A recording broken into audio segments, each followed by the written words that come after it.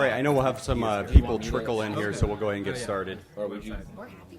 Okay, you're happy. Good morning, good for you, for everyone who made it out after last night. Nice, good to see you. My name is Paul Golden. I'm with the National Endowment for Financial Education. A couple quick announcements that I wanted to make is that we've been at the first FinCon in Illinois. So 6 years ago, we've been proud to be a supporter of this group, and so we're happy to be back. For anyone who doesn't know about NEFI, we're basically a nonprofit. We do a lot of educational programs, a lot of behavioral research, consumer polling, work with journalists, bloggers, academics all across the country. So stop by our booth in the exhibit hall and learn more about what we do. I also want to make a quick announcement that anyone who's interested in a consumer financial reporting workshop, we do this in New York with our partners SABU, which is the Society of American Business Editors and Writers. We're doing a workshop on Thursday, October 6th in New York. If anyone's interested in that, you can find a detailed schedule and sign up at sabew, sabew.org, or just see me after and I'll give you some information on it. So, what we'd like to do is we're not going to follow a traditional format of we're going to talk for 40 minutes and then we're going to turn it over for Q&A and take that. We'd like it to be a very active conversation with everyone in the room. So if you have any questions, just as we go, just encourage you to just yell them out. Raise a hand. We'll get your question answered. Let's just do it that way. We think it would be a lot more engaging and active, so let's do it that way. How many know about FIRE? A show of hands. Who's writing about it or doing a podcast or talking about it regularly? It's quite a bit. How many are actually practicing the lifestyle? Wow, a lot. Okay. For somebody who's like struggling to save 10%, that's fascinating to me. What we're going to do is I'll do a quick introduction of the panelists that we have here today. It's a really good group, and it should be a good discussion. But what I'd like is after I announce your name is to maybe give us 30 seconds to a minute of what financial independence means to you and what it looks like, the people that are successful with it. So we'll start, we'll just go down the list here.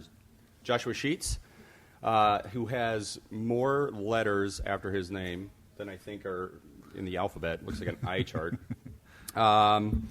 He's a certified financial planner and, host of Radical Personal Finance Podcast. So, Josh, 30 seconds, you're on the clock. Financial independence to me means control.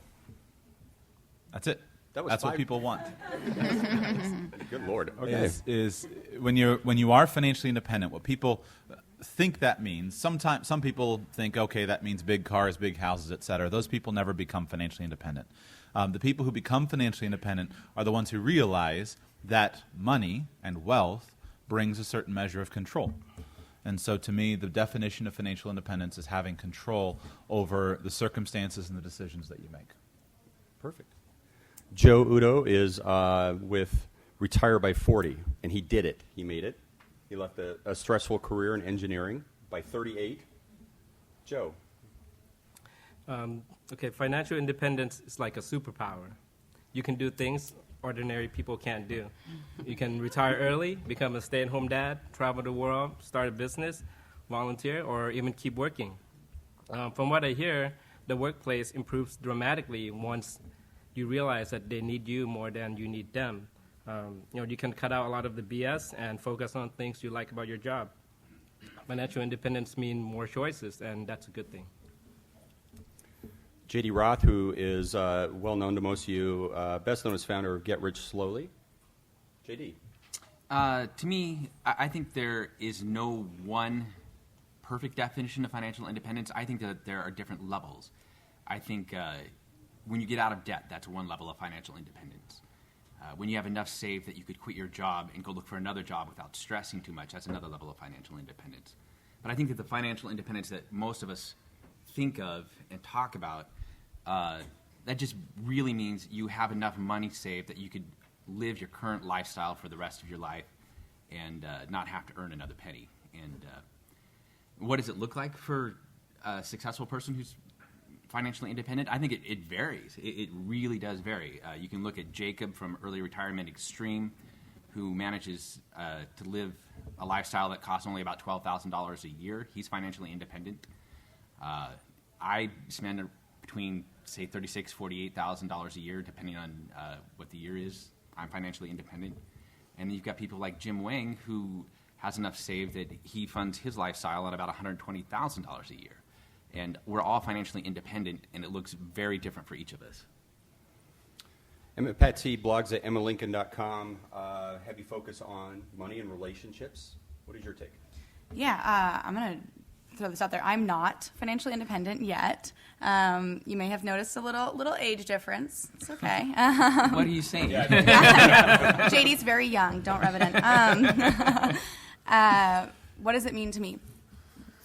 From a young age, very much, it meant not having to do what I didn't want to do. So I always think of like the little kid with the backpack on, kind of trudging out the door to school. And as I've gotten older and trudging out the door to work, that is, really cemented. It's about you don't have to do that which you truly do not want to do. People that are successful. From what I have seen, the people that are the most successful across all ranges of income and of frugality are those that practice intentional spending, that really understand where their dollars are going, and then can also articulate to themselves why their dollars are going to those places. I want to spend some more time here in a minute talking about what the prescription for living financially independent is, but I think it bears some discussion on what is the history of this movement. And we have had, as a group, we had some talks like, who are the forefathers of this movement? When did it start?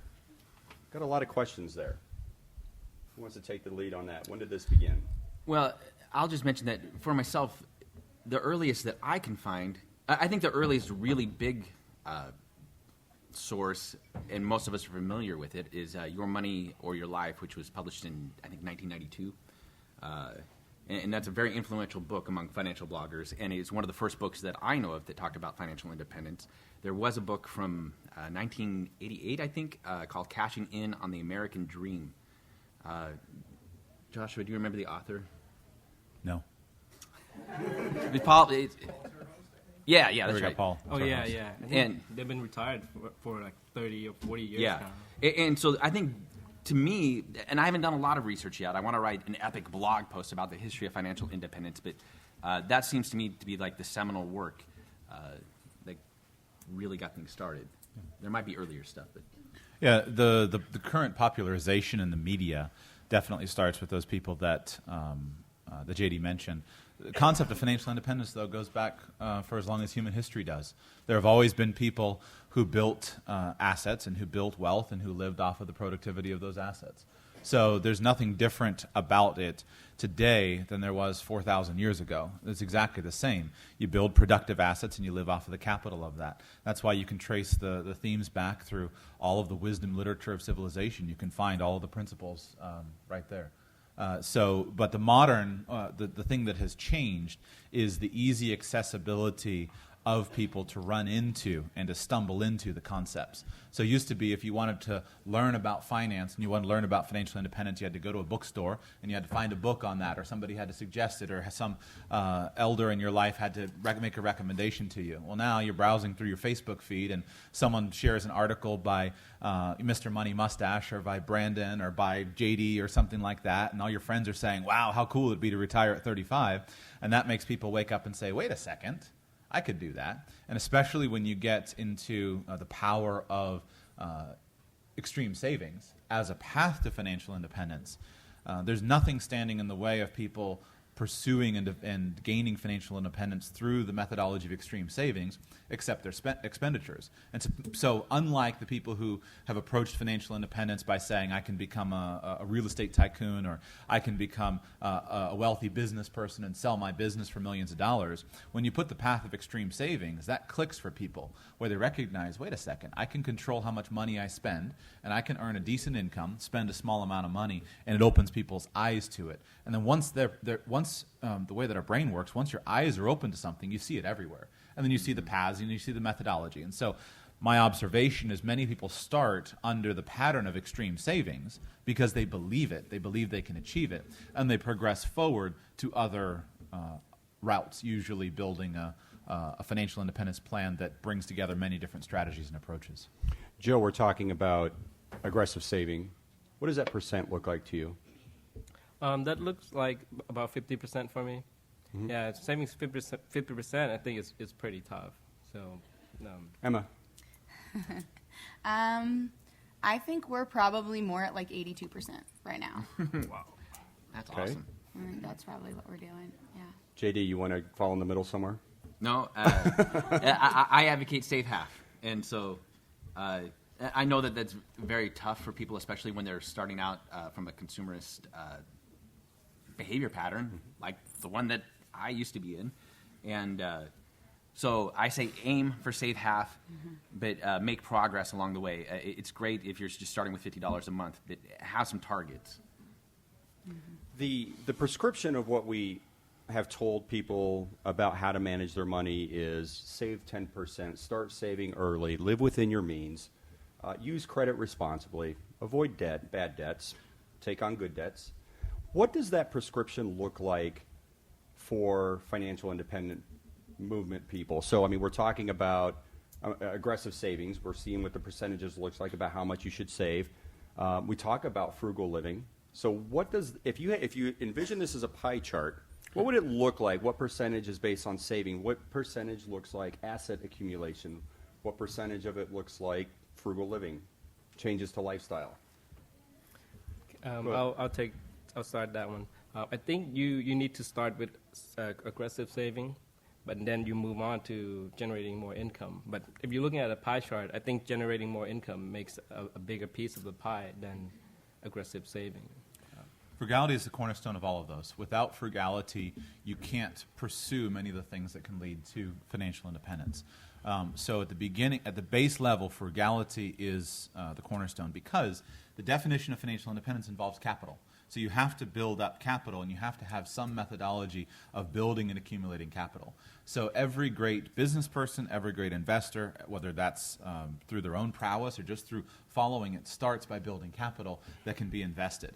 And even if you are investing intellectual capital or human capital, such as applying extraordinary skill to the marketplace, I'm a great football player, I'm a great business person, et cetera, even those types of things, in order to get their start, they have to start on a cornerstone of frugality. A doctor comes out of medical school and can come out of medical school at 34 years old and make $500,000 a year, but that's only because they've lived on nothing for the last 15, 20 years while they're building their specialty and building their residence. So frugality is always the cornerstone. Where people get annoyed is when they think that frugality has to continue forever. Frugality always continues forever.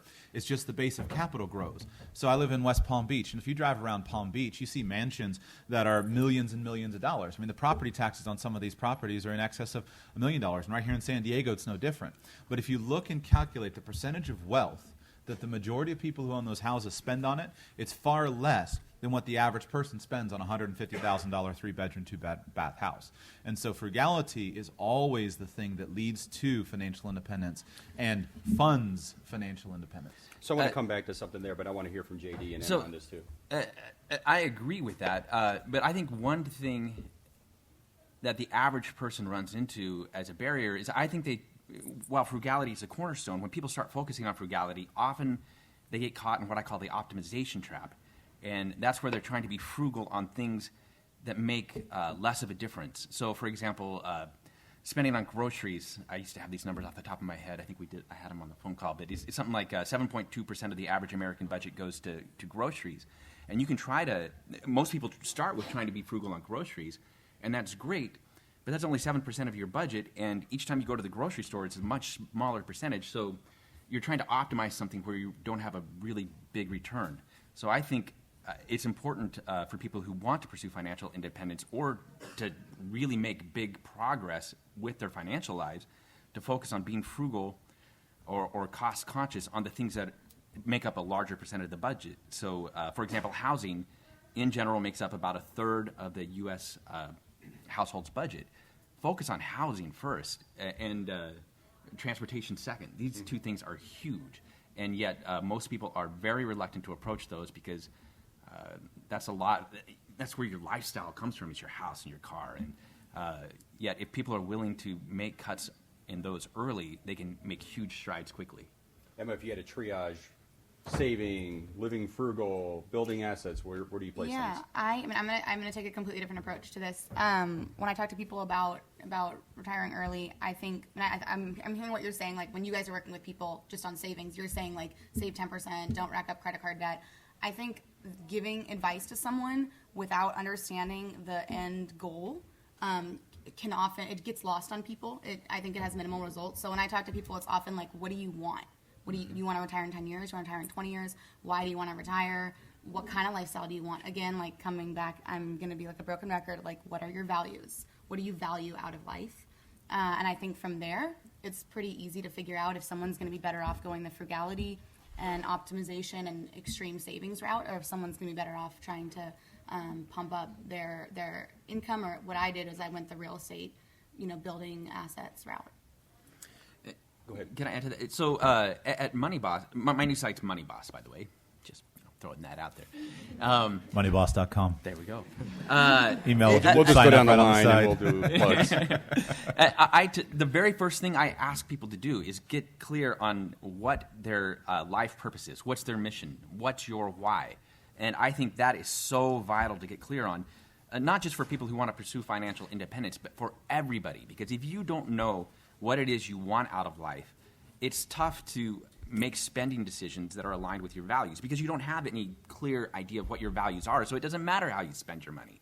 But when you get clear on what your values are, it's much easier. If you value travel, then it doesn't make sense to buy like a 3,000 square foot home in Houston because you want to travel. You don't want that big home.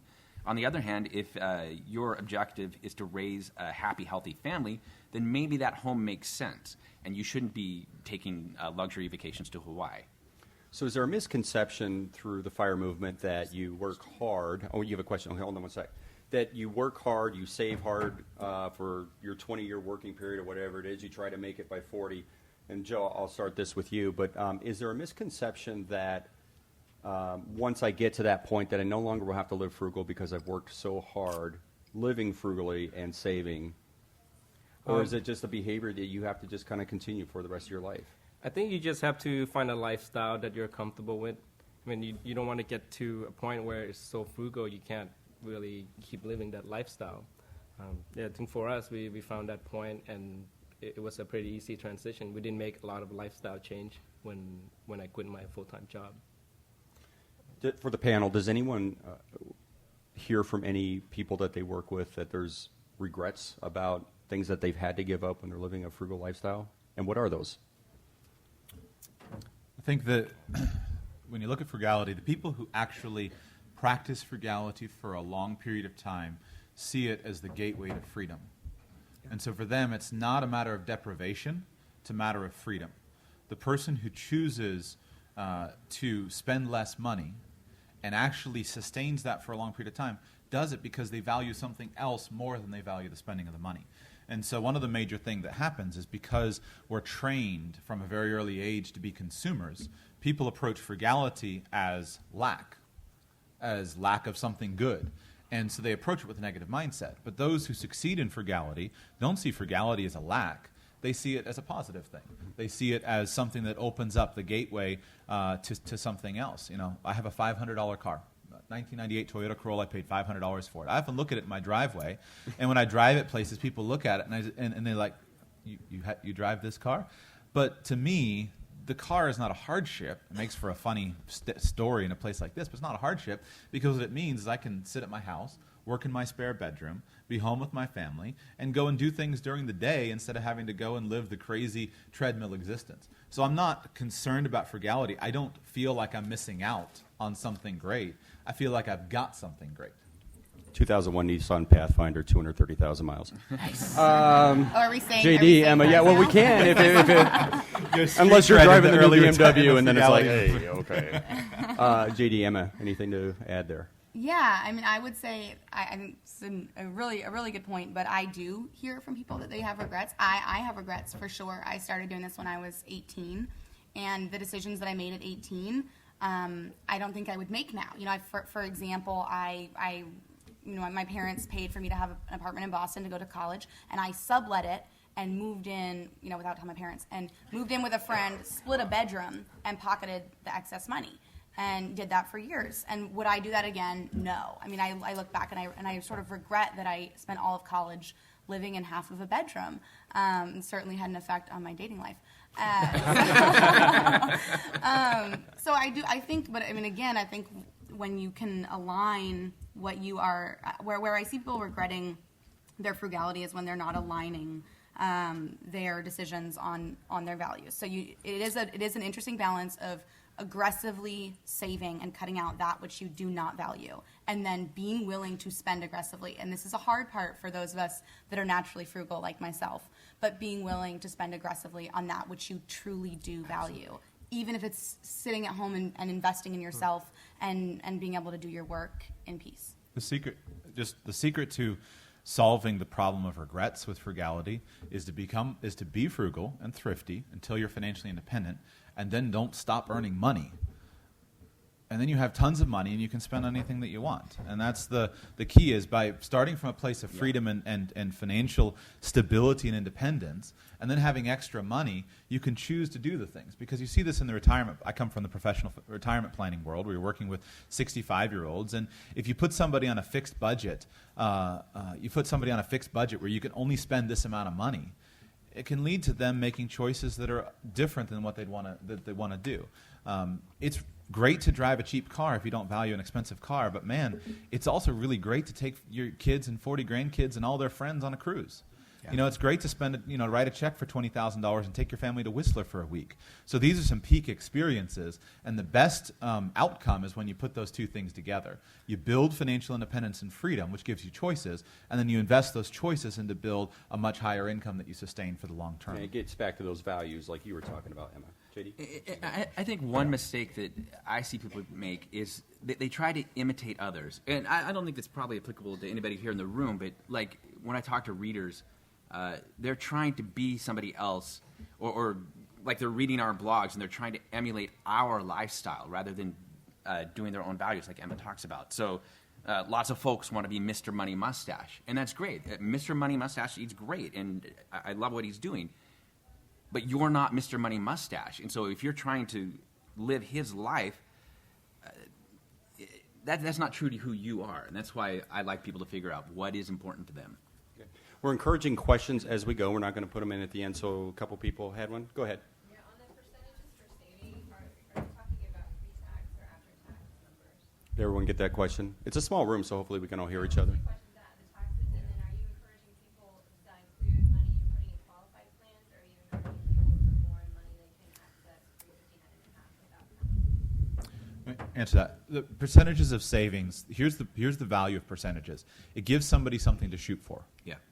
If you don't have a goal, if you don't ever say, hey, here's a goal, then people don't have something to work towards. The example that makes the most sense to me is car buying. If you go in, or housing. If you take a budget, people say, okay, you should spend 25 or 35% of your income on housing. Well, when somebody like some early retirement blogger comes on and says, no, you can spend much less, it opens somebody's mind up. So with the 50%, the value of the 50% is not in just the number, although there's a mathematical formula to that. But the value of 50% is to say you can save far more than 10%. And it helps somebody to wake up and say, wow, I can save a lot more money. Then the actual application of it is going to vary over time. So I'm sure that although JD's has a thing of save 50, that's great, and we all have a percentage. Save half. Save half, Yeah. sorry. But the point is that that's going to change. So I destroyed my savings rate when I left a business that made a lot of money to start a business that doesn't make very much money. But it was a path on the way, but the point is I'm still working towards that 50% as a goal. So any way you slice it is good, and you have to look at an individual situation, but it's not so much about what's the technicality of it, it's the point of having a benchmark that's aggressive. Exactly. That's what I would say. I mean, even though I say save half, and when I'm talking about that, I generally mean save half of your after-tax income. I don't care how you save. I'm trying to implant the idea to be aggressive with the saving, and I'm not trying to get people to be precise about it. It's the idea that's important. We're combating an industry that preaches 10 to 15% across the board. So the point is to combat that number, and then how people get there is up to an individual situation. Yeah. Question here. I was going to ask about when you were talking about frugality and regrets. So what you guys were saying is that when people have regrets about frugality is when they look at their budget and then make cuts indiscriminately before they choose, like, oh, I want to keep my travel or I want to keep my budget. You're saying the people who regret it are the ones who just make cuts without asking themselves what they want. Yeah, and I that sounds so harsh. Maybe also a way to look at it is not so much that it's about having sort of deep regrets, but more just about a learning curve. And for my husband and I spent about $8,000 on travel this year. You know, when we sat down and it's like, did it give us what we wanted? Could we have done more with that $8,000? Like, yeah. So next year, that's not how we're going to spend it. And I think it's more about, you know, you spend your money a little bit, you take a minute, you learn from it, and then you reevaluate. Like, You're making moving course target. corrections. Exactly. Versus like, you know, bone deep regrets. I wouldn't classify it that way. Yeah, I think Maybe you would. we're probably a little bit too young to have bone deep regrets. Maybe ask again in 30 years. Not me. I'm old enough. The regrets come when people feel like maybe I missed out on something. Maybe I should have gone and backpacked around Europe for 6 months when I graduated college, but I was so busy to go and get a new career that was making a lot of money, and so I just went right into the workforce. Those are the kinds of regrets. And a good way to fix that is to encourage people to have diverse experiences. And then from that life experience, they'll start to learn what's important and what's not. And they'll be able to apply that to their own life. So, Emma, you're saving 82%. Living frugally for you, does that look like extreme cheapskates? Has anyone seen I don't know what TLC or whatever show it's on, where the people are cleaning off the plates of people at the restaurant just to have extra food to take home? Is that what you're doing? I'm so happy that my husband is not here yet. He's on the shuttle right now because I'm sure he would completely disagree with this. But you know, I really don't think so. Like, I think we spend aggressively on that which we really care about. We live in a suburb, so we moved out of the city. I think, again, housing and cars, like housing and transportation, because even if you have a car, how often you choose to use it can just be a huge factor. So for us, we moved out of the city. We live in a suburb. It makes our commute a total pain. We live in a 512 square foot studio, and our 3-bedroom house is getting rented out to a bunch of college kids, which always kind of makes me laugh. And you know, and that pays for the mortgage of the house, and it pays for our rent. So I think there's, again, like, it's just about choosing the ways in which you're willing to cut. But certainly sometimes we go out and go to dinner and get a bottle of wine and drop $150. You know, all within reason, for sure. Do you want more details than that? No, unless you want to share. I want to add a little bit. We live in the same city, and I live in the city. Oh, downtown, he lives in the city. I live You downtown. live downtown. Yeah, so I mean, And I live in between the two. Yeah, we have one car that we share at our family, and you know, we like our location. I mean, everything's conveniently there, so that fits our lifestyle. And you know, we pay a little bit more. I mean, that's okay. We cut some other places. And I live in the same city too. And all three of us are from Portland, and I live in between. Could have I mean, telecommuted this, Yeah. you know. Yeah. Then It's I mean, there's always all sorts of choices available, and you can choose what reflects your life or your values. Go ahead. Question for you guys. I'm interested in your thoughts on, you talked about the idea of combating sort of the saving the 10 to 15%, but you're also combating the idea of a larger consumerism culture. And so I'm interested in your thoughts on how to combat the idea of a consumerism culture where you get value from things versus the idea of a longer-term financial independence, and how you make that case, particularly as technology makes it more and more easy and less painful to spend. That's a great question. For me, it's sharing my own experiences is how I combat that, because my own story, I've gone from being pretty much the typical consumer deep in debt to digging out of debt and building wealth and discovering along the way that, oh, it's not the stuff that provides pleasure and enjoyment in my life. It's the experiences, and it's the people, and it's other things. So for me, I combat the consumer culture by trying to share my own experience and the experience of others who've also managed to escape. Anyone else? I think travel helps a lot. So if you travel to other countries, you can see how other people live, and you know, we live so much better than other countries. And you know, then you realize that you don't really need everything that you have.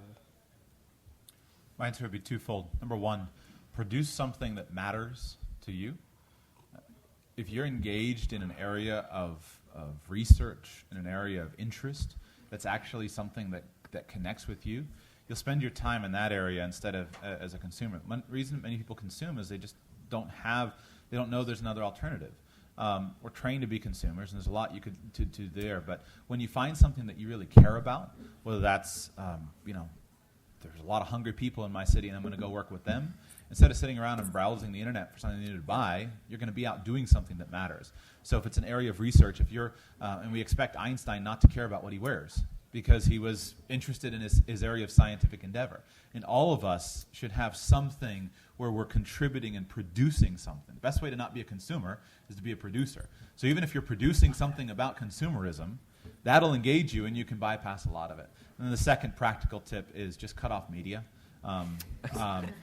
Cancel all your magazine subscriptions, end all your email subscriptions, and read books instead. And because what happens, I used to subscribe to a magazine, I remember the name of it when I was a kid, and I would, every month, it was just basically like a giant advertisement. It's like men's magazines and women's magazines, a giant advertisement. And you read this thing and you feel so dissatisfied with your life because you see, that's a $3,000 kayak and it's fantastic and it's built of carbon fiber and I need that. It's absurd. So just cancel all the subscriptions and all of a sudden you don't feel the need to buy stuff. Yeah, as Joshua was talking, I actually wrote down unplug from mass media and popular culture because to me that's one of the most effective ways to combat consumerism, or at least train yourself or train your readers to be critical of mass media and popular culture and to look at it from an analytical eye. Go ahead. If you were going to introduce someone else to the concept of contentment or living on less, let's say like a new retiree, for example, where would you start? Would you start with the unplugging the media, or would there be someone that's completely foreign to, maybe they're an overspender, now they got to learn how to live off their savings? That's a great question. I love it. I would start with homing in on goals. So JD's right in terms of when you're clear on your values and your mission and your contribution, life becomes a lot simpler. The problem is that process of getting clear is probably going to take a decade, maybe more. At least that's been my experience. Now I spent years seeing people think about, hey, you should think about your mission and what you're supposed to do, and I don't know. Yeah. And I think most people are there. So to me, the best way to start is to home in on one goal that somebody has and try to help them build a plan to get there. Because goal setting is like a muscle where you start to realize how you can achieve certain things. I had this very transformative experience when I was a financial advisor. I would teach junior achievement. And I would go into college. I like to do the high school classrooms. I was talking to high school seniors. And I had a student in that class who was sitting at the back of the room, and I was doing this goal setting exercise. What do you want? And he said, I want a blue Shelby Mustang, one of the classic blue Shelby Mustangs with the white racing stripes. He's a car guy. And so we went through this exercise of 15 minutes of me breaking down how he could get there to that goal. I didn't say you shouldn't do that goal. I didn't say you shouldn't have a Mustang. I said, here's how you get there, and showed him the process. And what happened was, there's no time for the story now, but that conversation ended up being very transformative in his life, where he started applying himself to school, did well on his SATs, and he got a full ride to college, whereas previously he had not been intending to go to college. He got a full ride to college because I showed him how what you do today impacts where you're going to be. And so most people don't have the sense of the impact that their daily actions can have on where they're going to be. So you start with anything that's important to them, map out the path to that, and then as they're into that path, that'll open them up to more things they can accomplish. I love that example. That's great. It's a very concrete thing, and it's very relatable. Another question? Oh, yeah, back there. My question is about relationships and financial independence. I've always been generally frugal, and from childhood have been kind of referred to as cheap in my family. I've grown something of a thicker skin about it, but it's still, my sister will refer to a decision my husband and I make in the vein of cheapness. And so my question is, that has held me back on occasions, that sense that, like, well, I have to be generous because my family thinks this, and generous means a very specific thing, like lavishing presents at birthdays and things like that.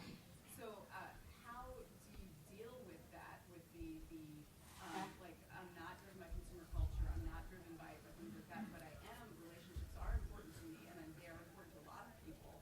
And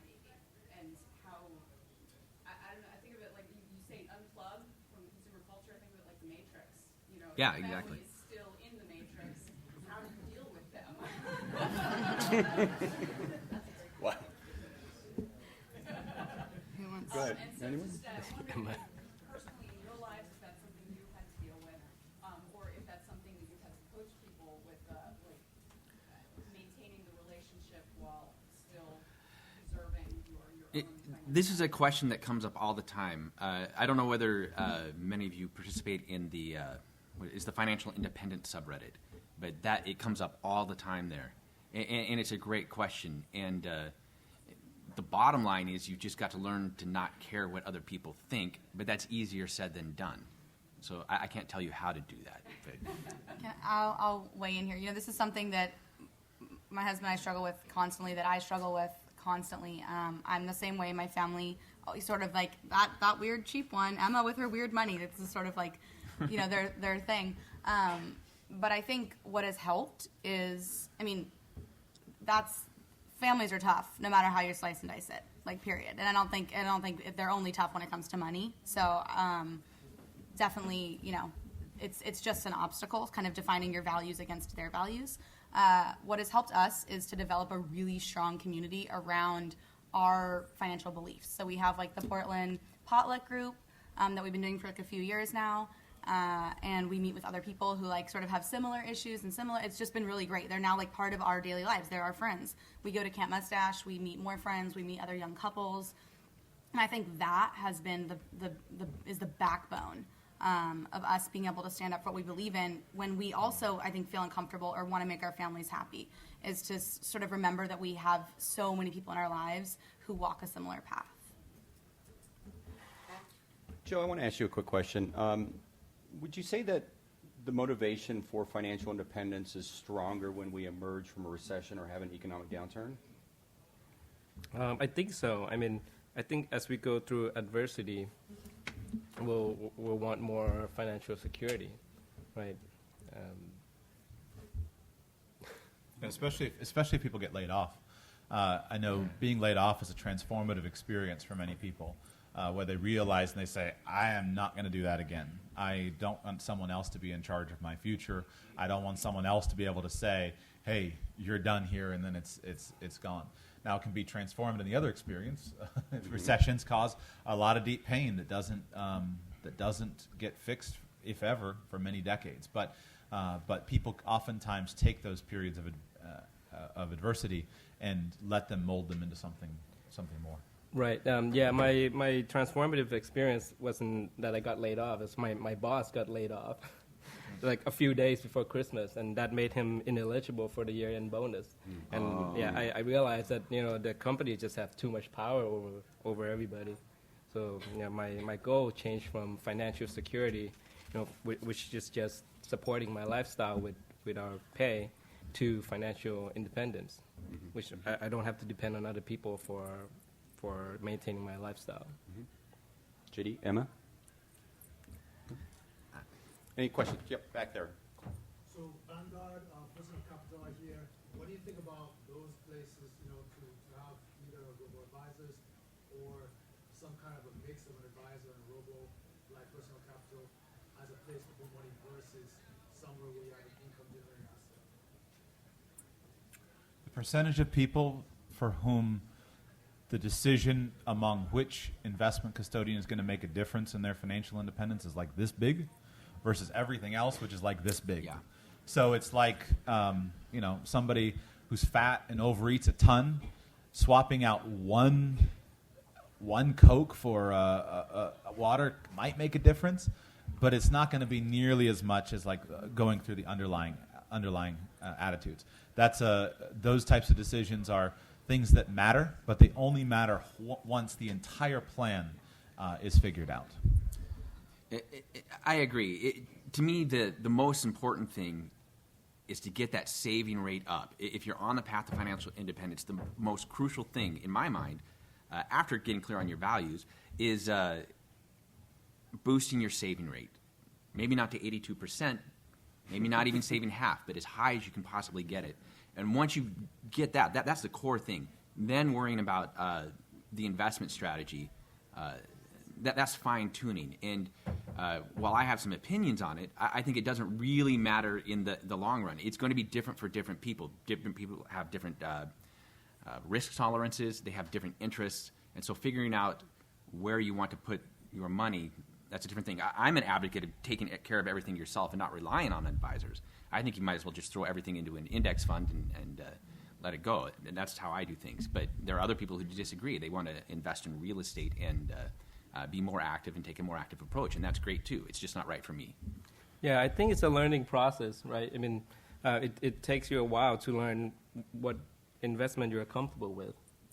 I mean, I started with some really bad funds, and eventually I figured out Vanguard is the easiest thing for me, and that works for me.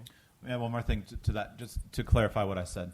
The vast majority of people that become financially independent are not going to do it based upon extreme savings. They do it based upon business success, based upon a high income, based upon being self-employed, something like that. It's not that extreme savings can't work, but that's a subset of the people. A lot more people have become wealthy real estate tycoons than because they built it and they're running their own business. So when you start jumping into a question like that, you're jumping to a subset of people. Now, it matters. But even when you start looking into investment performance, the biggest determinant of investment outcomes is the behavior of the investor. It's not the fundamental characteristics of the investment, it's the behavior of the investor. So you have to solve all of these other things first, solve the income problem, solve the savings rate. To what JD said, if you look at the short term, in the short term, especially in the wealth accumulation phase, the percentage of income saved is far more influential on somebody's outcome than the percentage of return that they achieve in their portfolio.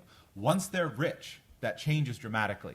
But you first got to get rich. So it matters. It just doesn't matter very much for most people in the beginning. It's one of those things that needs to be tweaked, and there's no reason why it can't be done at the beginning, but we shouldn't delude people into thinking that if you have the right investment custodian, that's going to make a huge difference on your plans. You're focusing on the savings for just a minute for the panel. Does a generation of aggressive savers have a potentially negative impact on the economy?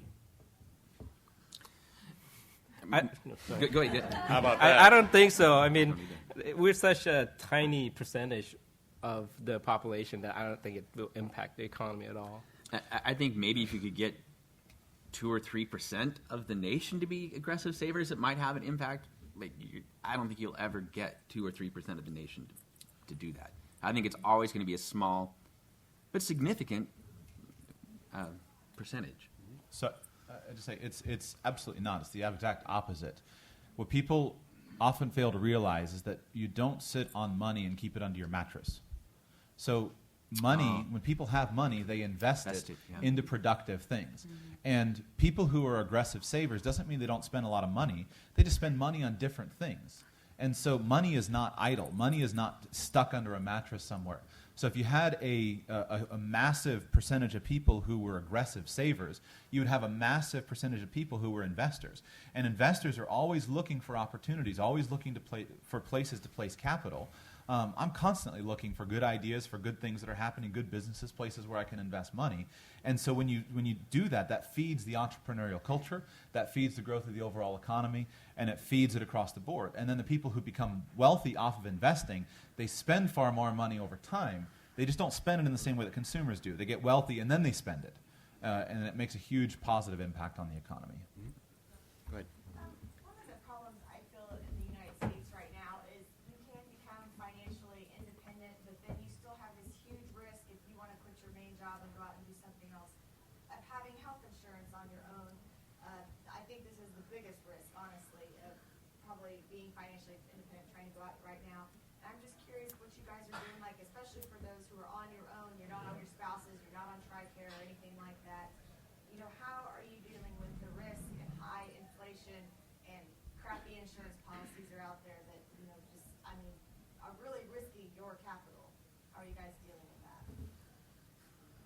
I have sucky insurance. I pay $250 a month for a high deductible policy, and I don't go to the doctor when I should. It's what it amounts to. I don't have a good answer for you, but that is what I do, and I'm not proud of it.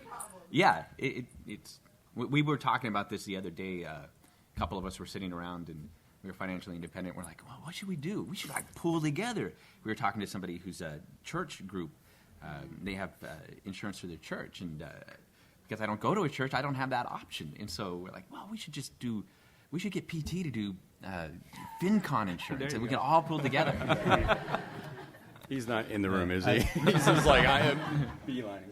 I don't have health insurance. I use an organization called Samaritan Ministries, which is a pooled health cost sharing organization, and it works phenomenally. It's far better than health insurance. There's also one called Liberty. So if Yeah, you Liberty want is good for. to be in one that Liberty? you're not lying about. Yeah.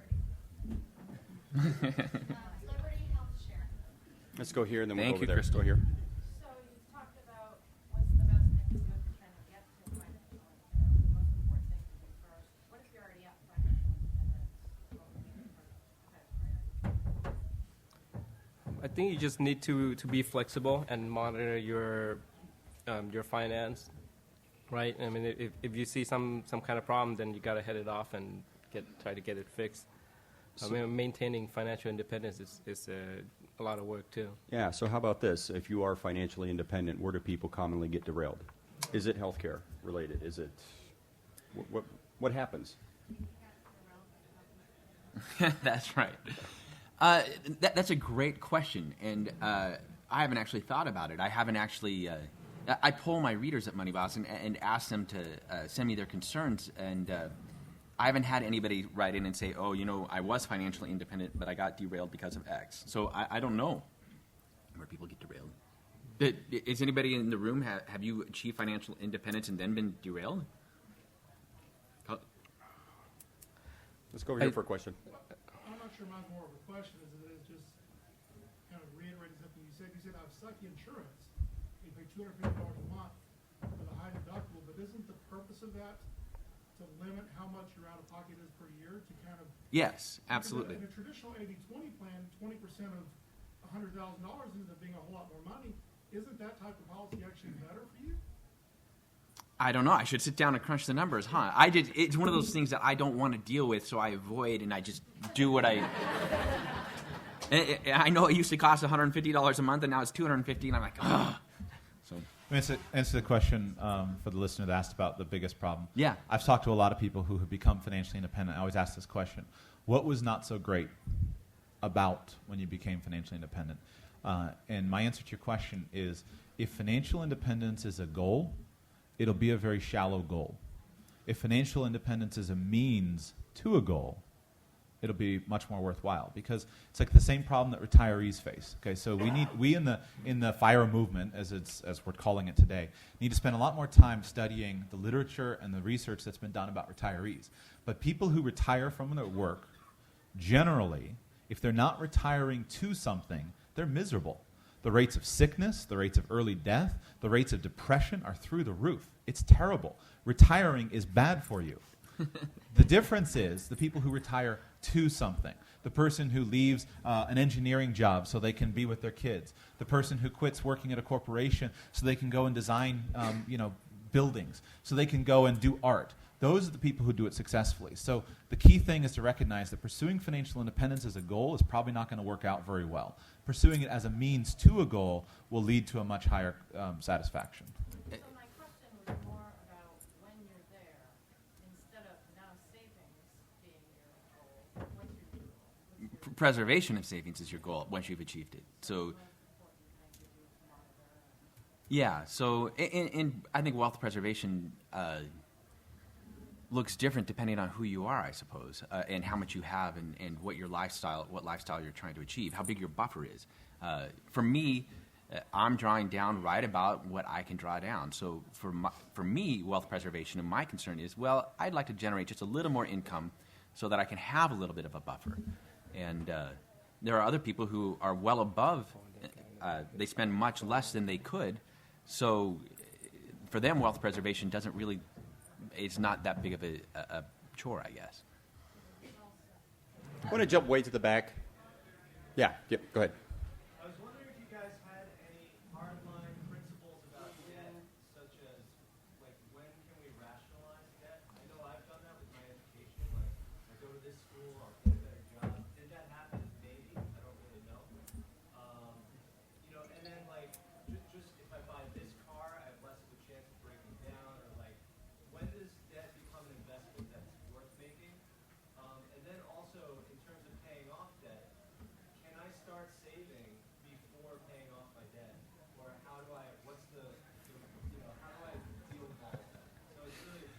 You just asked the most contentious question in financial independence circles. Is that right? I would say. I don't. I mean, we could debate that for hours. To me, debt reduction and saving is exactly the same thing. So why debate it? We're going to debate it. Okay.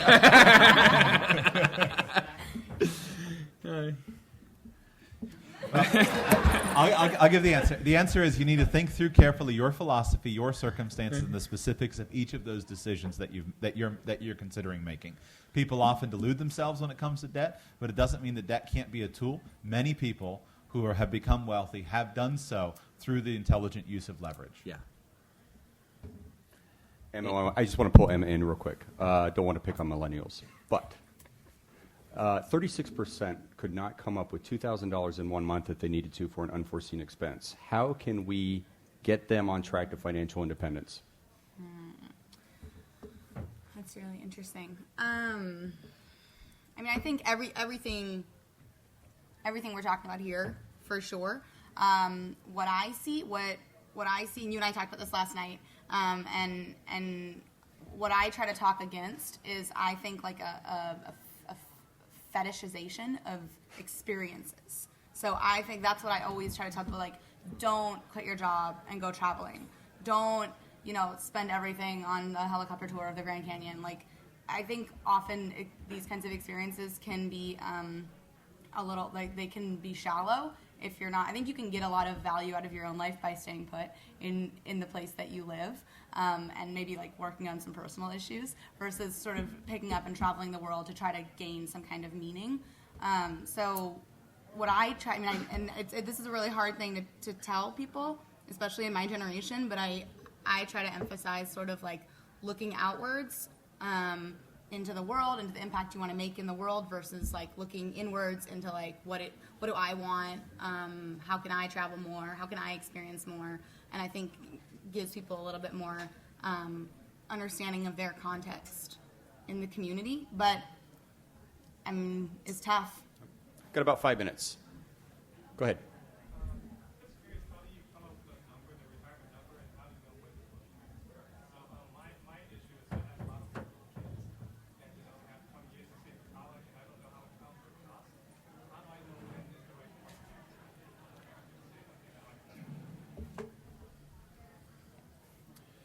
There's a financial calculation to that, which is going to be driven based upon what your expenditures are and what streams of income you can pull off of your portfolio to reach to support that. That's a technical answer that can be achieved. And then a good way to approach it is to just start test driving different options. For example, if you're saving for college, if you retire, could you do something else with the time that would be better than saving money for that? If you're approaching retirement, do the financial calculations very carefully. That's beyond the scope of what we can answer here. And then take various test drives of it.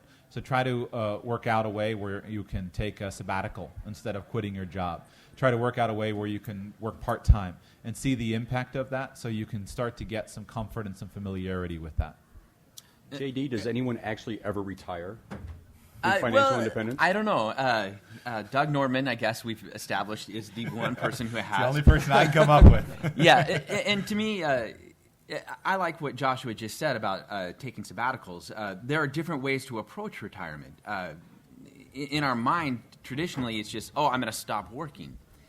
Tim Ferriss popularized the idea of taking mini retirements, where you take a break, take a sabbatical. I'm a fan of the work of Bob Clayett, who wrote Work Less, Live More, and he advocates what he calls semi-retirement, where you get close enough, and then you quit your main job, and then you go to work doing something more fulfilling that still provides a little bit of income, but it's work you want to do. And I think in the case of the question here, semi-retirement is also a good way to go.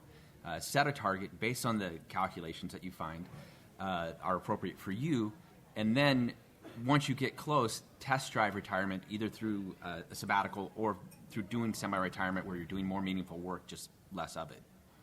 So we got time for a couple more. Go ahead in front. Quick question.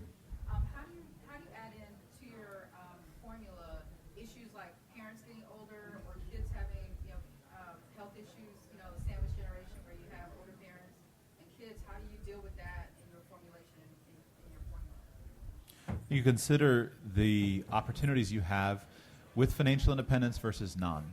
And so being in the sandwich generation where you're caring for parents and children at the same time can be a powerful motivator for people to pursue financial independence, because you're probably going to be able to provide your parents with a better standard of care if you're able to be home and to be with them than to be off at a job and hiring somebody else. But on the flip side, becomes a matter of prioritization. We'd all like it if our lives worked out perfectly and we could save tons of money and just be done in no time. But the reality is we make choices. Children are going to take money and time from our lives that we could spend doing other things, caring for parents. And so prioritize what's important to you, and then be confident enough to make your own choice. As JD said earlier, don't follow a financial blogger or financial podcaster's life. Make your own choices based upon understanding your circumstances. Last question, anyone? Okay, in the back.